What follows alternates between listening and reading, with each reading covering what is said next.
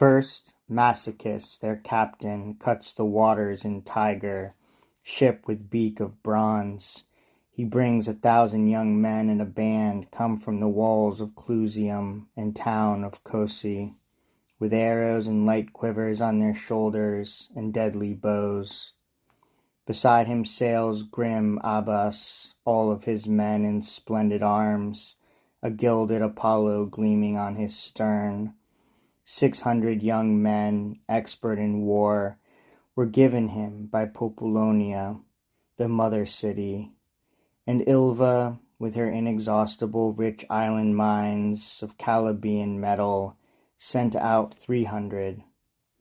Third in line, Asylas, interpreter between the gods and men, whom cattle and trails and the stars of heaven, and languages of birds and lightning flashes of prophesying thunder all obey, has brought with him 1,000, close arrayed. Their spears are bristling. All are sons of Pisa, a city set on Tuscan soil, and yet Alphian in its origin. And next most handsome Astur follows, Astur, who trusts in his horse and many-colored weapons. 300 more, but all with one will, come from Kira, Minio's farms, and ancient Pyrgi, and from Gravisci, the unhealthy city. Nor shall I overlook you, Cinyras, bravest in war of all Ligurians, nor you, Cupavo, though your troops were few. The feathers of a swan rise from your crest, as a reproach to love and to love's mother, the emblem of your father's transformation. For it is said of Cycnus that, while he was grieving over Phaethon, consoling his melancholy love with music, singing beneath the poplar leaves of his dead love's sisters, he altered. Covered with soft feathers like white old age, he soared away from earth, and singing still made for the stars. His son Cupavo, with his troops young as himself, drives on with oars his giant ship, the Centaur. Its emblem towers above the waters, bold. It menaces the waves with a huge rock and furrows the deep seas with its long keel. There, too, another chieftain comes, who from his native coast has mustered squadrons. Ocnus, the son of prophesying Manto and the Tuscan river. Mantua, he gave you walls in his mother's name, O Mantua, so rich in ancestors, and yet not all of one race. For you are the capital of peoples rising from 3 races, each the rulers of 4 towns. But you yourself have drawn your chief strength from your Tuscan blood. And here Mezentius' city sends 500 men out against him, led across the seas in pine warships.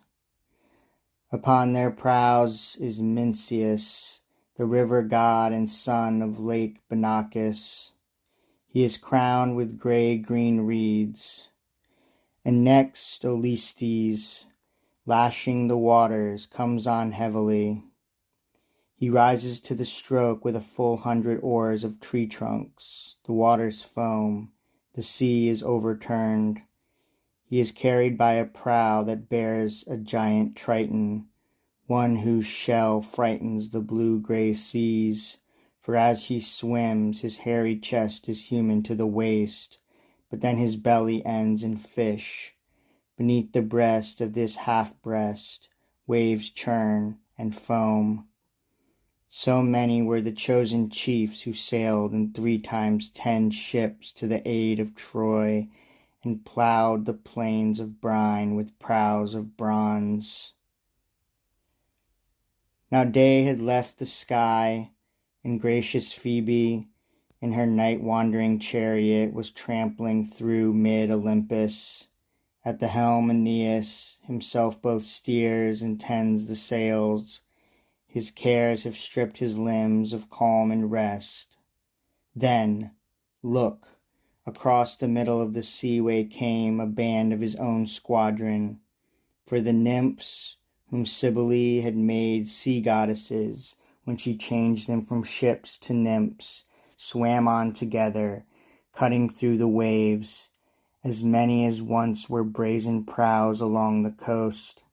They recognize Aeneas from far off, and dancing, circle him.